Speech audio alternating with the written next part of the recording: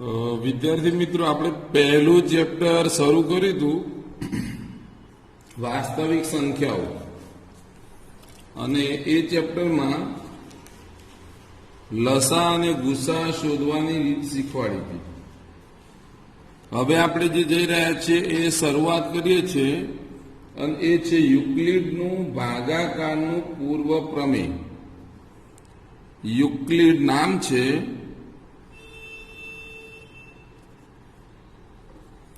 ભાગાકાર નું પૂર્વ પ્રમેય એટલે આ પ્રમેય સાબિત કરવા જેવું નહીં. આમાં છે હકીકતમાં આપેલ ધન પૂર્ણાંક. મેં લખ્યું આપેલ ધન પૂર્ણાંક એ હોય અને બી ને સંગત અનન્ય અનઋણ પૂર્ણાંકો, અનન્ય એક અને માત્ર એક, અનઋણ ઋણ ન હોય તેવી પૂર્ણાંક ક્યુ અને આર એવા મળે કે જેથી એ બરાબર બીક્યુ પ્લસ આર થાય. શરત એવી છે કે જ્યાં 0 less than equal to R less than B આ થવું જરૂરી છે. તો જે મેં લખ્યું છે એમાં કદાચ અજ્ઞાત અવલોકનને કારણે ખબર ન પણ પડે. દાખલા તરીકે એક વાત સમજાવું છું. મારી પાસે 13 છે, એને હું 2 વડે ભાગું, સાદી ભાષા તો 2 6 12 થાય. એક વધ્યો, અને આ એક વધ્યો તો હું એવું લખી શકું ને કે 13 બરાબર શું, તો 2 ગુણ્યા 6 વત્તા 1, 2 ગુણ્યા 6 વત્તા 1, 6 દુ 12 ને 1 13 થઈ ગયા. તો આજે મેં અહીંયા લીટી મારી છે એ દરેકના નામ હોય, તો નામ હોય તો આને કહેવાય ભાજ્ય, આને કહેવાય ભાજક, આને કહેવાય ભાગફળ, અને વધે એ છેલ્લે રહ્યું શેષ. એનો મતલબ જે ઉપરની વાત કરી હતી એ બરાબર બી ક્યુ પ્લસ આર, સમજો છો બરાબર? તો એમાં આ એ છે અને ભાજ્ય કહેવાય. એ એટલે ભાજ્ય, બી એટલે ભાજક, ક્યુ એટલે ભાગફળ, અને આર એટલે શેષ. હવે કઈ સમજ પડી છે કે જે મેં પદ આ લખ્યું છે એવું જ પદ આ રહ્યું. 13 એટલે એ, 2 એટલે બી, 6 એટલે ક્યુ, અને 1 એટલે આર. આનો કહેવાનો ભાવાર્થ એવો છે કે હકીકતમાં જ્ઞાત અવલોકનનો ભાગાકાર તમે કરો તો ભાગફળ અને શેષ મળે, પણ અજ્ઞાત અવલોકન એટલે આમાં એવું સાબિત થાય કે આ એ જે છે એને જો બી વડે ભાગવામાં આવે તો ભાગફળ ક્યુ મળે છે, શેષ આર વધે છે. તમને પરીક્ષામાં જૂના કોર્સમાં પણ આ પૂછાઈ ગયું હતું, પણ એ વખત વિકલ્પવાળી ખાલી જગ્યાઓ હતી, એટલે એણે પૂછ્યું હતું આ રીતે કે ભાઈ આવું બને કે આપેલ ધન પૂર્ણાંક એ અને બી ને સંગત અનન્ય અનઋણ પૂર્ણાંક ક્યુ અને આર એવા મળે કે જેથી એ બરાબર આવું થાય, બી ક્યુ પ્લસ આર. તો ખાલી જગ્યા ખાલી જગ્યા ખાલી જગ્યા એવું લખીને આપણે ઓપ્શન આપ્યા 4, એમાં આવું લખાઈને આવ્યું હતું. તો આપણે ઓપ્શન સાચો આ પૂરવાનો હતો. એટલે આવું એક પૂછાઈ ગયું. એટલે આપણે આ ધ્યાનમાં લઈએ. આનો અર્થ એવો થાય કે આ શેષ જે છે આર, શેષ જે આર છે એ અહીંયા બી એટલે કોણ, તો અહીંયા જોયું તારે ભાજક બોલ્યા, તો ભાજક કરતા શેષ હંમેશા નાની હોય. 0 હોઈ શકે. દાખલા તરીકે મેં અહીંયા લખ્યું કે 0 less than equal to R less than B. હવે આ બી ની જગ્યાએ ભાજક કહેવાય અને ભાજક દાખલા તરીકે 3 આપ્યો. તો આનો અર્થ શું થાય કે શેષ જે આર છે એ શું હોઈ શકે? તો 0 હોઈ શકે, 1 હોઈ શકે, 2 હોઈ શકે, 3 હોઈ શકે નહીં. એટલે આ શેષ આટલી જ વધે, એનથી વધારે શેષ ન થાય. એટલે કહેવાનો મતલબ કે ભાજક કરતા શેષ હંમેશા નાની હોય. હવે આ જે સમજ્યા છો એના અનુસંધાનમાં યુક્લિડનું ભાગાકારનું પૂર્વ પ્રમેય પ્રમાણે જોઈએ તો મેં એવું લખ્યું કે 175 અને 112 નો ગુસા શોધો. હવે આનો ગુસા એટલે આપણે પણ કે અવયવ, તો આના અવયવ પાડીએ, આના અવયવ પાડીએ, પછી એમાંથી સામાન્ય જે નીકળતું હોય એ કાઢી લઈએ એટલે આપણને ગુસા મળે. એ તદ્દન સાચી વાત જ છે, પણ અહીંયા શરત આપી છે અને પરીક્ષામાં પણ આવું લખાઈને આવ્યું. યુક્લિડની ભાગ પ્રવિધિ થી શોધો. અથવા આખું વાક્ય લખે યુક્લિડની ભાગ પ્રવિધિથી 175 112 નો ગુસા શોધો. એવી રકમ આપી. તો કેવી રીતે? તો હવે આપણે એ ગુસાના દાખલા જે સહેલા હતા મેં ભણાવી દીધા હતા એ થોડા અઘરા બનશે. આ બેમાં મોટી રકમ કહી તો 175 મોટી છે કોના કરતા? 112 એટલે ગ્રેટર દેન મેં લખ્યું. હવે હું શું કરું છું? તમારે 175 તો લખવાના, બરાબર કરવાનું. હવે મારે ઉપરનું જે પદ હતું આ પ્રમાણે બનાવવું છે. તો અહીંયા 112 લખવાના. તો 112 ને હું કેટલા વડે ગુણું? એટલે કહેવાનો મતલબ તો એવો થાય કે 175 ને 112 વડે ભાગતા તો મારું કામ અહીંયા 175 ભાગ્યા 112 એકા 112. તો અહીંયા શું રહ્યું? 3 રહ્યા. અહીંયા કેટલા રહ્યા? 6 રહ્યા. અહીંયા 0. તો કેટલા વધ્યા? 63. એનો મતલબ જે અહીંયા લખવું છે એમાં શું લખતા હતા આપણે? તો આ ભાજક ભાગફળ કેટલો આવ્યો? તો કે 1 અને શેષ કેટલી વધી? તો 63. એટલે આવું પદ લખાય. 175 બરાબર 112 ગુણ્યા 1 વત્તા 63. આ ગુણાકારમાં 63 ઉમેરો તો 175 થાય. પછી અહીંયા જે પદ હોય એ અને આ પદનો ઉપયોગ કરવાનો. એટલે અહીંયા લખવાનું 112 બરાબર તો કોનો વારો આવ્યો? 63 નો. હવે મેં જે કહ્યું હતું એ પ્રમાણે 112 ભાગ્યા 63. હવે 63 માં 2 ગુણમાં જે વધી જાય એટલે એકે ચલાવવો પડે એટલે 63 આવશે. તો અહીંયા 12 માંથી 3 જાય તો 9 રહેશે. અહીંયા 10 થયા, 10 માંથી 6 જાય 4 રહે. પાછું જવાબ શું આવ્યો? આવો 49 અહીંયા આવીને ઉભો રહ્યો.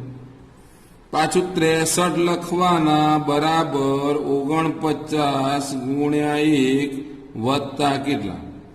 તો 63 ભાગ્યા 49 કરશો. મેં રફ કામ કરી ચૂક્યો છું, તમને ખબર પડી ગઈ છે, મને યાદ છે તો 14, કારણ કે 9 અને 4 એનો સરવાળો કરીએ એટલે 13. એટલે કહેવાનો મતલબ કે 63 ને 49 વડે ભાગીએ તો ભાગફળ 1 વધે, શેષ 14 વધે. હવે પ્રશ્ન ક્યાં આવ્યો? તો લેવાના કોનો વાર આવ્યો? 49 નો. 49 બરાબર શું? તો 14 ગુણ્યા, એટલે આ પદ લઈએ છીએ અને આ પદ લઈએ છીએ. હવે 14 નો ઘડિયો બોલવાનો તો 14 ગુણ્યા 3, 14 × 42. અહીંયા જોઈએ તો રફકામમાં 49 ભાગ્યા 14 × 42. અહીંયા 9 માંથી 2 જાય 7 રહે એટલે વત્તા 7 લખી શકાય. હવે શું આવ્યું?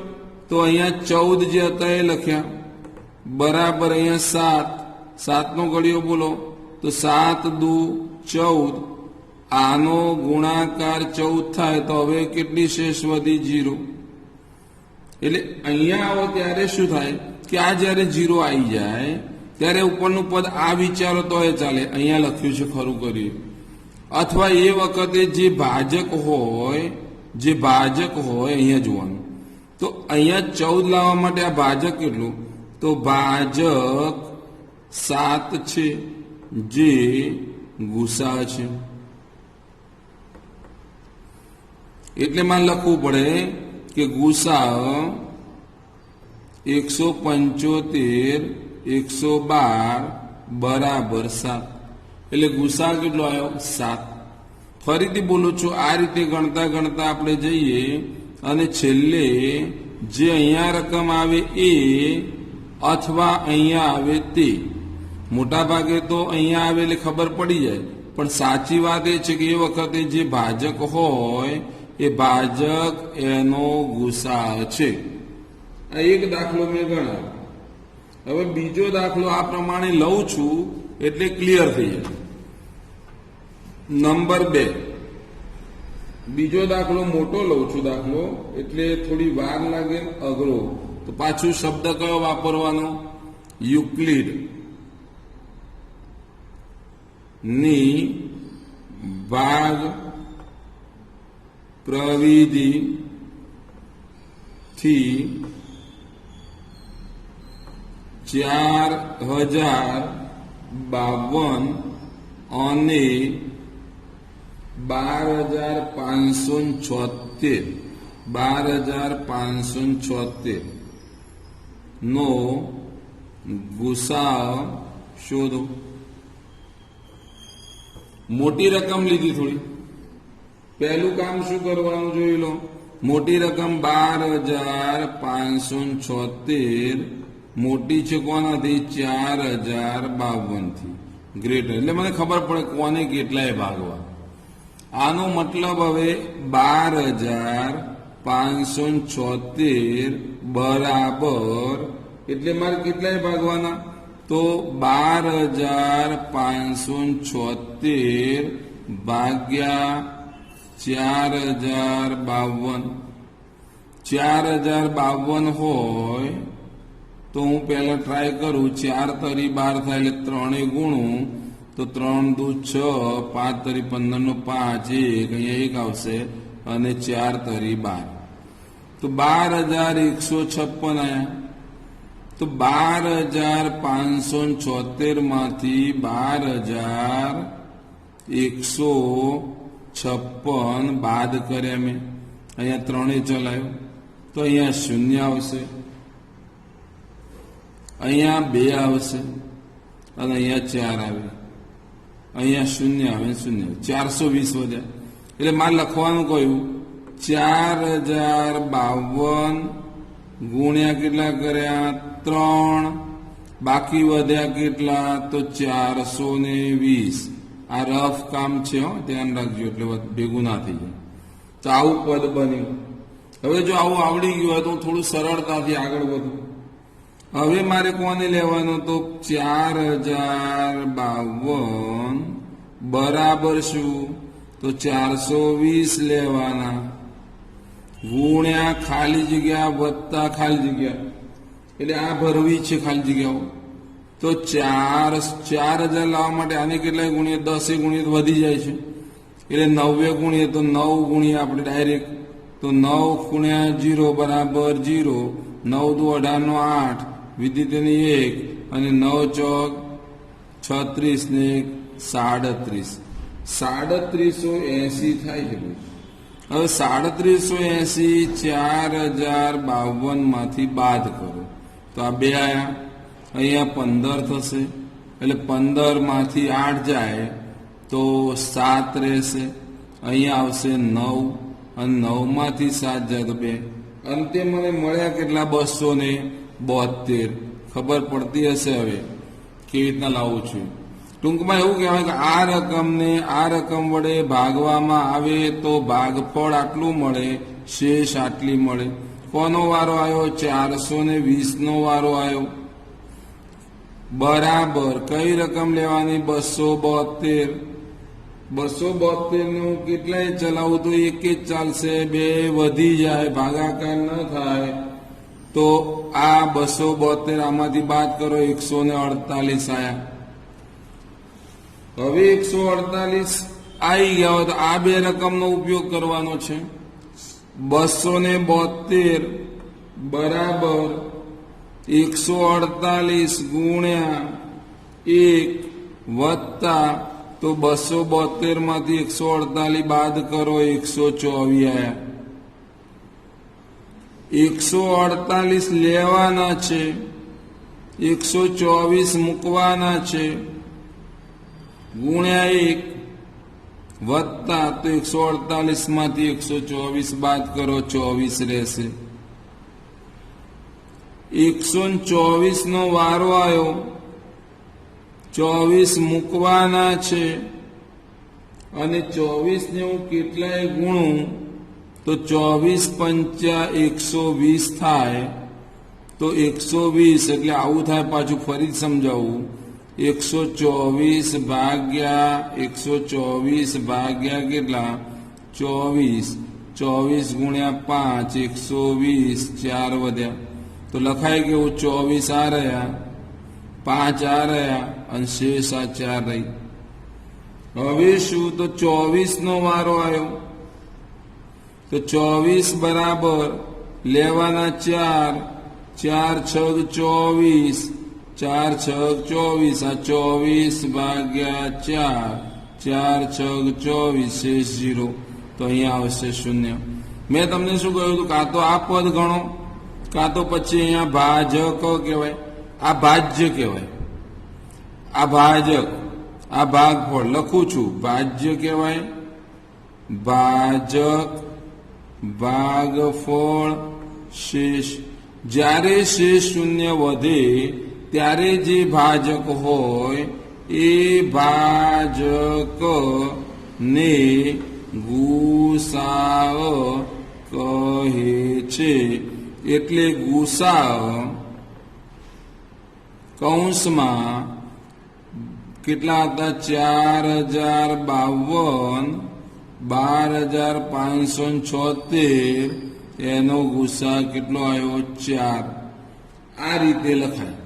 હવે તમે અવયવની રીત કરો તો આના પેલા અવયવ મેં આના આગલા પીરિયડમાં સમજાવ્યું હતું. આના અવયવ પાડો, આના અવયવ પાડો, બંનેમાંથી જે અવયવ કોમન નીકળે એ તમે કાઢી લો તો પણ તમારો જવાબ 4 જ આવે. પરીક્ષામાં તમને યુક્લિડની ભાગ પ્રવિધિ એવો શબ્દ વાપરે તો ગુસા આપણે અવયવ પાડીને લાયા હતા એ રીતે ગણવાથી જવાબ આવે, પણ રીત ગણાય નહીં એટલે માર્ક્સ ન પણ આપે. યુક્લિડની ભાગ પ્રવિધિ કે તો આ અત્યારે સમજાય એ રીતથી જ દાખલા ગણવા પડે, એ સિવાય કોઈ વિકલ્પ નથી. હવે આગળ વધીએ તો તારણ ખાલી લખું, તારણ.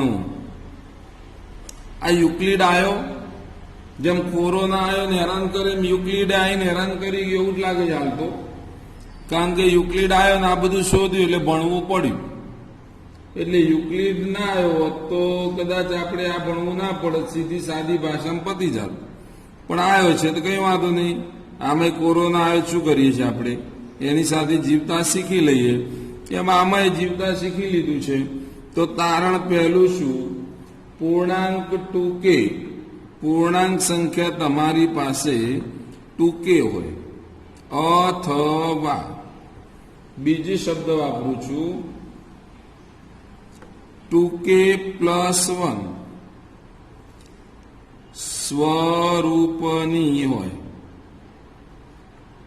તો આ 2k છે એને યુગ્મ કહેવાય, અને 2k + 1 કરીને આવે તો એને કહેવાય અયુગ્મ. આ સ્વરૂપ છે. 2k એટલે યુગ્મ, એટલે દાખલા તરીકે તમે 1 મૂકો, આમાં k ની જગ્યાએ 1 મૂકો તો શું થાય, 2 એકા 2, 2 આવે. 2 મૂકો 4 આવે, 3 મૂકો 6 આવે, 4 મૂકો તો 8 આવે. અને અહીંયા તમે 1 મૂકશો ને તો 1, 2 એકા 2 ને 1, 3 આવશે. 2 મૂકશો તો 5 આવશે. 3 મૂકશો તો 3 દુ 6 ને 7 આવશે. એટલે આ બધી સંખ્યાઓ કઈ કહેવાય? અયુગ્મ. અયુગ્મનું બીજું નામ એકી સંખ્યા અને યુગ્મનું બીજું નામ બેકી સંખ્યા. તો આ બેકી સંખ્યાઓ છે ને આ એકી સંખ્યા. પહેલું એનું તારણ પૂરું થયું કે ભાઈ જો તમારી પાસે આવા પ્રકારના સ્વરૂપો આવે તો એ યુગ્મ અને અયુગ્મ છે સાબિત કરવાના કે ચકાસવાના દાખલા કોઈ આવે, દર્શાવવાના આવે તો એમાં આપણે જરૂર પડશે આનું. એ આપણે એક બે દાખલા પાછા લઈશું. બીજું સ્વરૂપ છે સ્વરૂપ. આવા પણ હોય 4k વત્તા 1 હોય અથવા 4k વત્તા 3. આ સ્વીકારવાનું છે. તો તે અયુગ્મ પૂર્ણાંક જ હોય. આ બીજું તારણ કે આવા પ્રકારની કોઈ પણ સંખ્યા હોય તો એ એકી સંખ્યા જ હોય, અયુગ્મ પૂર્ણાંક હોય. અને ત્રીજું તારણ આવું આવ્યું કે 3 વડે વિભાજ્ય ન હોય, વિભાજ્ય ન હોય, 5 વડે વિભાજ્ય ન હોય. આ ન શબ્દ ધ્યાન રાખજો, એટલે કે અવિભાજ્ય હોય. 3 વડે વિભાજ્ય ન હોય તો તેનું સ્વરૂપ. તો સ્વરૂપ કયું હોય? તો 3k વત્તા ઓછા 1, 5k વત્તા ઓછા 1 સ્વરૂપ હોય. આ સ્વરૂપ છે. એટલે કે જો 3 વડે ભાગવું હોય તો 3k ને 3 વડે ભાગી શકાય. 3k ને 3 વડે k વડે ગુણો એટલે 3k થાય 0 આવી જાય એટલે વિભાજ્ય બને. પણ જો એમાં એક ઉમેરી દઈએ તો એ સંખ્યા બદલાઈ જાય, તેને ભાગી ના શકાય. દાખલા તરીકે 1 મૂકો તો 1 ને 3 એકા 3 ને 1 4, તો 4 ભાગ્યા 3, તો 4 3 એકા 3 આવે 1. શેષ વધી શેષ 0 થાય તો વિભાજ્ય ગણાય, શેષ 0 ના થાય તો વિભાજ્ય ન ગણાય. એટલે એનો મતલબ સમજી ગયા કે આ તારણ હતા. પહેલું તારણ હતું કે એકી સંખ્યા 2k હોય, એકી સંખ્યા 2k પ્લસ 1 હોય અને બેકી સંખ્યા 2k હોય. 2k સ્વરૂપ હોય તો યુગ્મ કહેવાય, 2k પ્લસ 1 એવું હોય તો અયુગ્મ કહેવાય. બીજી વાત આવી કે આવી સંખ્યાઓ હોય 4k પ્લસ 1 ને 4k પ્લસ 3 તો અયુગ્મ પૂર્ણાંક જ હોય. અયુગ્મ એટલે એકી સંખ્યાઓ. અને 3 વડે 5 વડે વિભાજ્ય ન હોય એટલે 3 હોય 5 હોય 7 હોય ગમે તે. તો એવી લઈએ તો એમાં હકીકતમાં જે સંખ્યા કહીએ છીએ 3 કહીએ તો 3k વત્તા 1, 5 કહીએ તો 5k વત્તા 1, 6 એવું કરો તો પણ ચાલે. પણ એ સંખ્યા આ જે તારે બતાવી એ સ્વરૂપ અવિભાજ્ય છે, એટલે 3 વડે વિભાજ્ય ન હોય એવું સ્વરૂપ ગણાય. સમજી ગયા? હવે એનાથી આગળ આપણે જઈએ છીએ. હવે આગળ ઉદાહરણ લઈએ. ઉદાહરણમાં એવું છે, દર્શાવો કે કોઈ પણ અયુગ્મ ધન પૂર્ણાંક. સમજો, એક એક શબ્દ સમજો. કોઈ પણ અયુગ્મ ધન પૂર્ણાંક કોઈ પૂર્ણાંક q માટે 4q પ્લસ 1 અથવા 4q પ્લસ 3 સ્વરૂપમાં હોય. હવે મેં રકમ લખી, એમાં એવું કહ્યું છે કે 4q પ્લસ 1 અને 4q પ્લસ 3 સ્વરૂપમાં અયુગ્મ ધન પૂર્ણાંક જ હોય. અહીંયા જ્યારે જોઈશું ત્યારે કોઈ સંખ્યા આપણે લઈએ. ધારો કે કોઈ સંખ્યા એ માટે શું બને 4q પ્લસ r આવું સ્વરૂપ થયું, આના જેવું. તો આ જે સ્વરૂપ થયું એમાં આ ભાજ્ય છે, આને ભાજક કહેવાય, આને ભાગફળ કહેવાય, આને શેષ કહેવાય. તો આપણી શરત શું છે? 0 less than equal to r less than ભાજ્ય, એટલે ભાજ્ય કેટલું છે? 4. સમજો, આ 4 ભાજ્ય છે. એનો મતલબ શેષ કેટલી વધી? તો શેષ r બરાબર શું હોય શકે? 0 હોય, 1 હોય, 2 હોય, 3 હોય, 4 કરતા નાની હોય. હમણાં આગળ મેં સમજાવ્યું એ પ્રમાણે જ છે કે શરત આવી છે કે 0 less than equal to r less than ભાજ્ય, ભાજ્ય એટલે 4 આપ્યા હોય, આ 4 છે, એટલે અહીંયા 4 છે, અહીંયા 4 છે, એટલે શેષ 4 કરતા ઓછી જ હોય. તો સ્વરૂપ એ સ્વરૂપ કેવું હશે? તો 4q પ્લસ 0 થાય. બીજું સ્વરૂપ કયું હોય? તો એ બરાબર લખું તો 4q તો હોય જ, 49 નથી ભાઈ, 4q લખું છું. 4q plus 1 plus 2 plus 3, 4q plus 4 ન લખાય, કારણ કે શેષ 0 છે, 1 છે, 2 છે, 3 છે. આટલા સ્વરૂપે હોય. મારી પાસે હાલ જે રકમ હતી મેં ધારો કે એક સંખ્યા એ છે અને આ સ્વરૂપમાં જોવા જવું તો આટલા 4 સ્વરૂપે જોવા મળે. હવે તમે વિચારો કે એ બરાબર જો હું લઈ લઉં 4q પ્લસ 0, એટલે 0 લખતો નથી, અને એ બરાબર લઈ લઉં આર્ય સંખ્યા 4q પ્લસ 2, કોમન નીકળે 2, 2q પ્લસ 1, આવું થાય. તો હવે આ 4q જે કહીએ છીએ 4q, એને કેટલા વડે? 2 વડે ભાગી શકાય, બેકી સંખ્યા છે.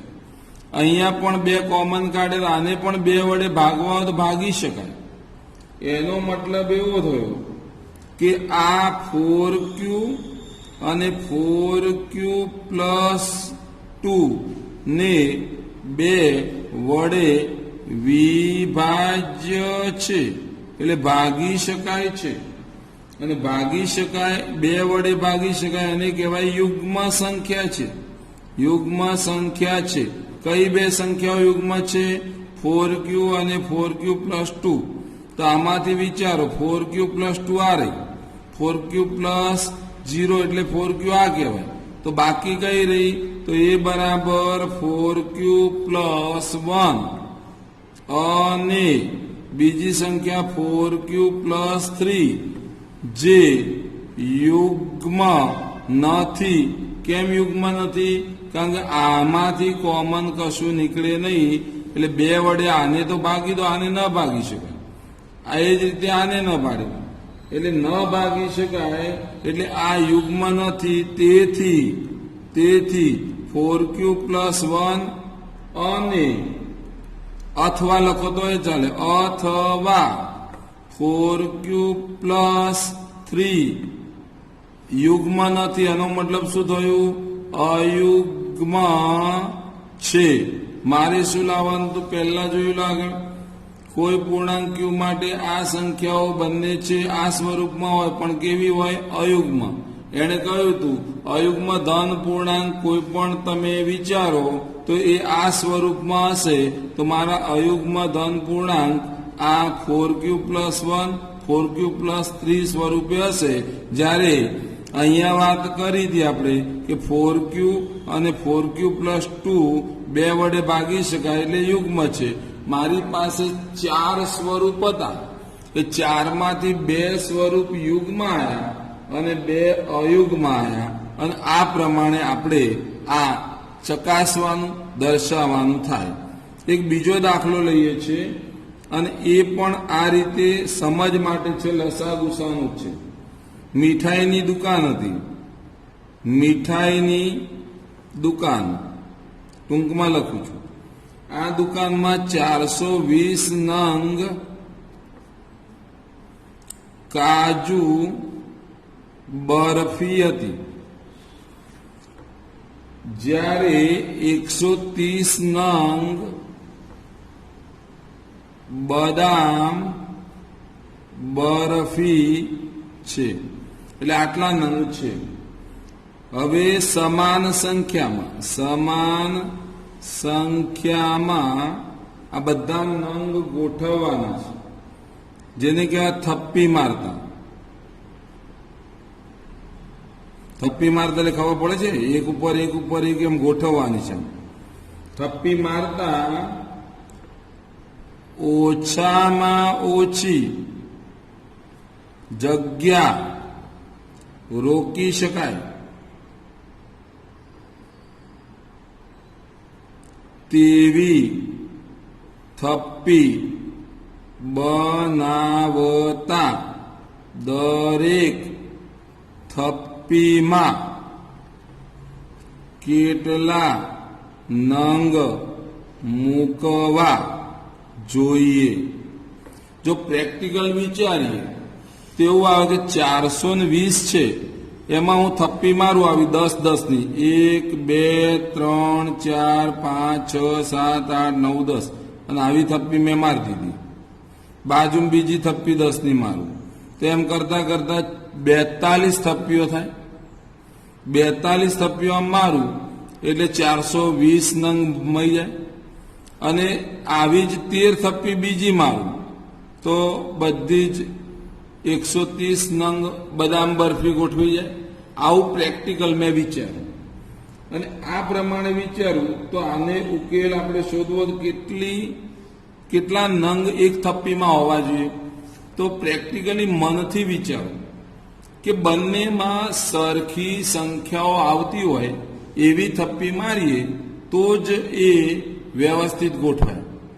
દાખલા તરીકે આપણા ઘરમાં આપણે બેઠા હોઈએ અને તમને 25 ખોખા આપવામાં આવે અને 10 ખોખા આપવામાં આવે, અને એવું કહી દે કે ભાઈ બધા ખોખા સરખા દેખાય, બધા જ ખોખા સરખા ઊંચાઈના ગોઠવવાના છે. તો તમે શું કરશો? 5 ખોખા આમ લેશો અને 5 ખોખા મૂકશો એટલે 5 થઈ ગયા, બીજા 5 મૂકો એટલે 10 ખોખાની થપ્પી થઈ ગઈ. હવે બીજા ખોખા આયા 25, તો એમાં 5ની થપ્પી મારી, 5ની થપ્પી એવી કેટલી 5 થપ્પીઓમાં, એટલે આખી બધી લાઈન છે ને એ સરખી થવી જોઈએ. અને આ ખોખા બધા છે એ અડી મૂકો એટલે આ પ્રમાણે થપ્પી એક મસ્ત ગોઠવણી થઈ જાય. આવો એક બુદ્ધિ આપણી ચાલે.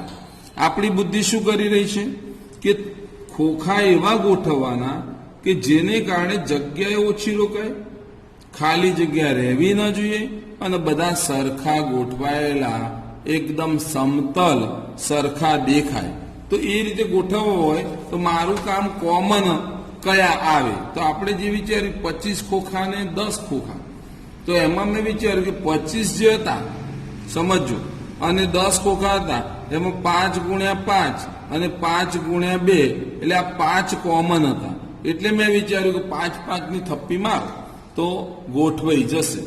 એવી રીતના આપણે હાલ જે વિચારતા હતા એમાં 420 અને બીજા કેટલા હતા 130, આ બે સંખ્યાનો શું લેવો પડે? ગુસા લેવો પડે. અને આ ગુસા લેવો તો 420 અને 130 બરાબર આના આવે. કોઈ કે 42 ગુણ્યા 10 થાય, કોઈ કે 13 ગુણ્યા 10 થાય.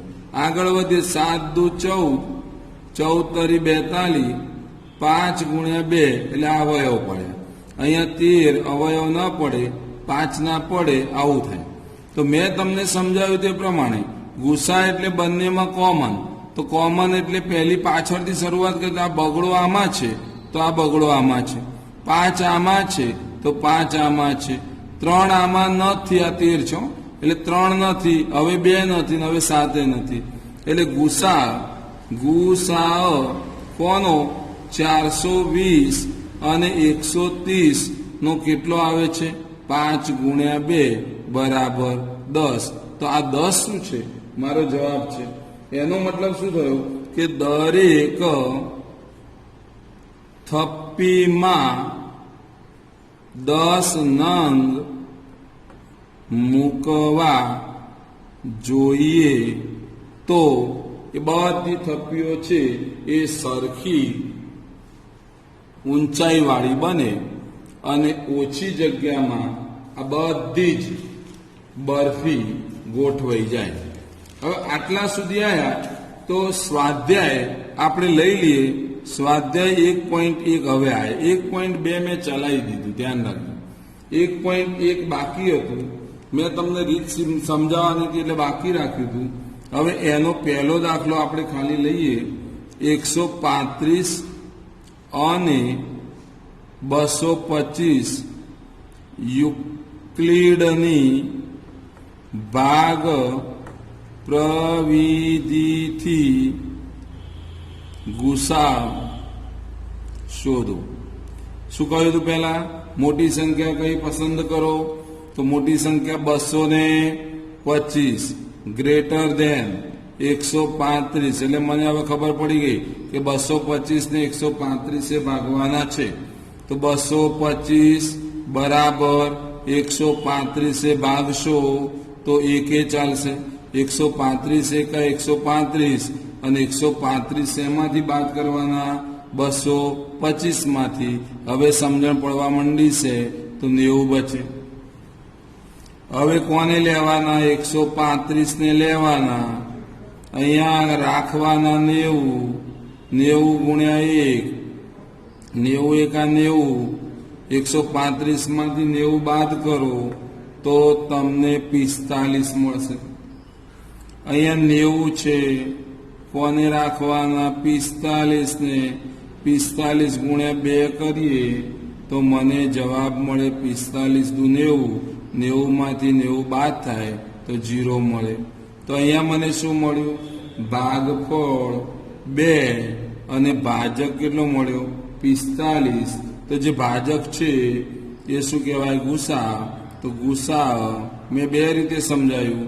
તમે આને લઈ લો એ પણ ગુસા કહેવાય, આને લઈ લો એ પણ ગુસા કહેવાય.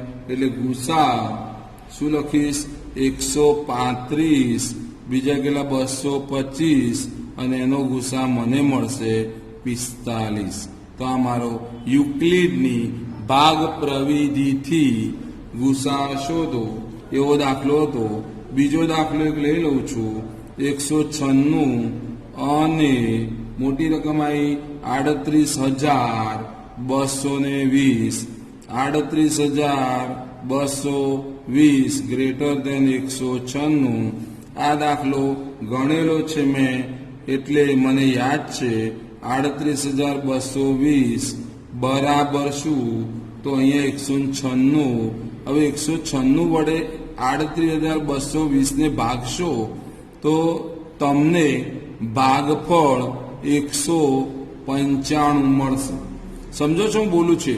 38,220 ભાગ્યા, તમને કામ સોંપું છું, ટ્રાય કરજો. આ 196, 196 એકા 196, પછી એમ કંઈ ભાગાકાર કરવાનો તો અહીંયા 195 જવાબ મળશે અને શેષ કેટલી વધશે? 0. એનો મતલબ સીધો જવાબ મને મળી ગયો. અહીંયા આપણે શું સમજતા? શેષ 0 વધે તો આ ભાજક જે હોય એ આપણો ગુસા છે. એટલે મારે લખવું પડે. અહીંયા તીર બતાવું છું, તીરથી ભાજક. તો હવે હું લખું ગુસા.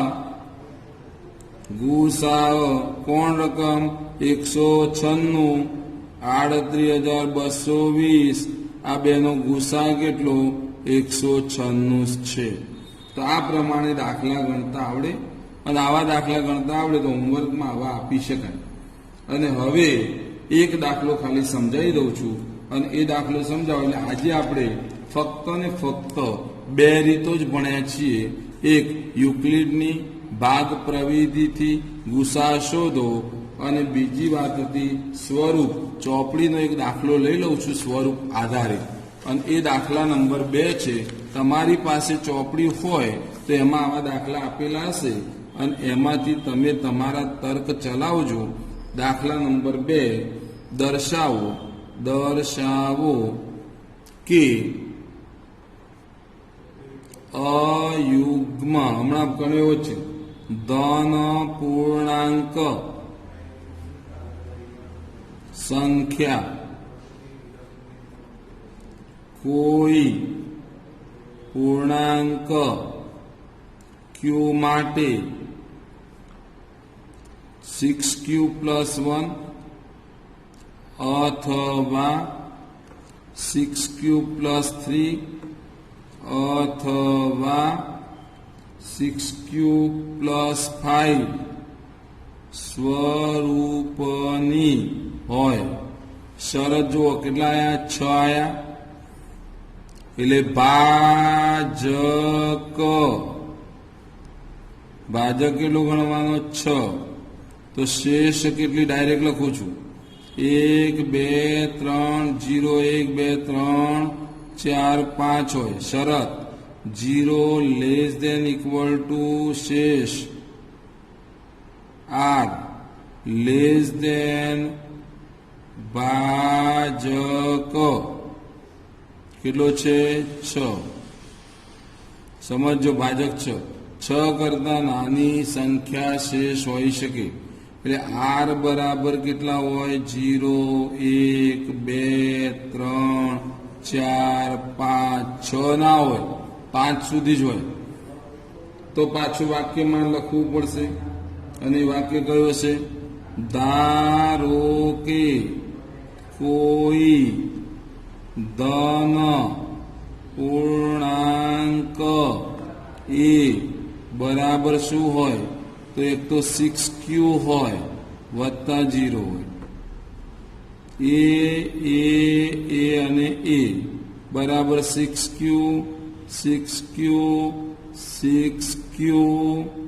બરાબર તો અહીંયા વત્તા 1 વત્તા 2 વત્તા 3 એ બરાબર 6q વત્તા 4 એ બરાબર 6q વત્તા 5. અહીંયા શેષ જેટલી હતી એટલા બધા શેષ મેં લખી દીધા છે.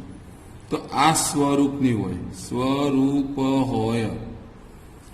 એટલે આપણને સ્વરૂપ કેટલા મળ્યા? તો સ્વરૂપ આ 1 2 3 4 5 6 સ્વરૂપ મળે. હવે વાત આવી, હવે 6q, બીજું કોણ? 6q + 2, ત્રીજું કોણ? 6q + 4. આમાં 2 વડે ભાગી શકાય. આમાંથી કોમન કેટલા નીકળે? 2, એટલે 2 વડે ભાગી શકાય. આમાંથી કોમન કેટલા નીકળે? 2, એટલે એને પણ 2 વડે ભાગી શકાય. તો આ 3 સંખ્યાઓ છે જે ઉપરની સંખ્યાને 2 વડે ભાગી શકાય છે. તેથી તે યુગ્મ છે. તો આ યુગ્મ થઈ ગઈ. કઈ સંખ્યા યુગ્મ? આ એ, પછી એક આર્ય સંખ્યા યુગ્મ અને એક આ સંખ્યા યુગ્મ. તો બાકીની લખાવો તો શું આવે? 6q + 1, પછી કોણ આવશે? એક આર્ય આવશે. 6q + 3, કોઈ કે આમાંથી 3 કોમન નીકળે ને, પણ 2 વડે ઓછું ભગાય. 2 નીકળે તો 2 ભાગાય, 3 ને તો 2 ના ભાગી શકે. પછી કોણ આવશે?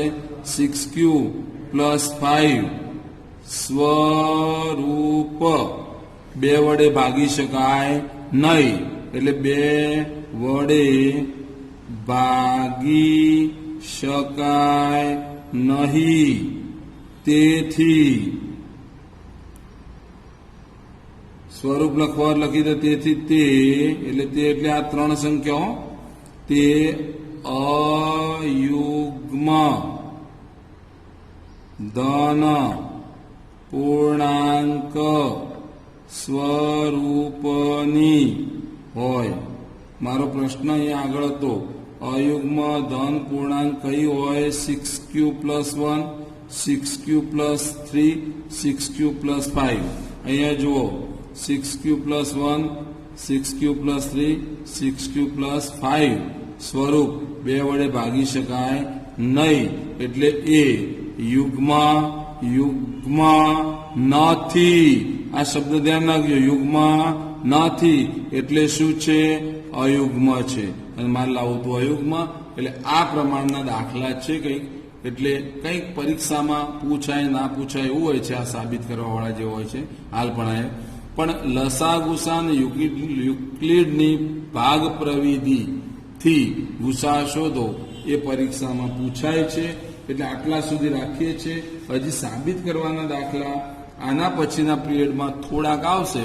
પછી બહુ જ અઘરું નથી, સહેલું સહેલું બધું બાકી રહ્યું છે. એમાં બહુ વાર નહીં લાગે. જે 9મા ધોરણમાં થોડું થોડું ભણેલા છો એના અનુસંધાનમાં આગળ વધીશું એટલે પૂરું થઈ જશે. ઓકે.